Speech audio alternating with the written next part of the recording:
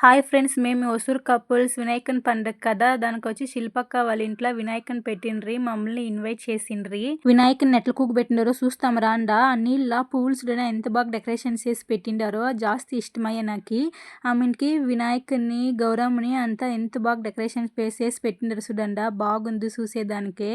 శిల్పక్క ఈ డెకరేషన్ అంతా చేసేదానికి 3 గంటలు అయిపోయింది పాపము. వినాయకుని కూడా మేము శిల్పక్క అంతా ఒక వీడియో తీసుకొని బాగుండాలని ఆశీర్వాదం చెయ్యప్ప అనేసి ఒక ఆశీర్వాదం తీసుకొని దేవుని దగ్గర. ఆమెకి వినాయకుని పండుగకి శిల్పక్క ఏమేమి వెరైటీస్ చేసిండారో చూస్తాం రాండా.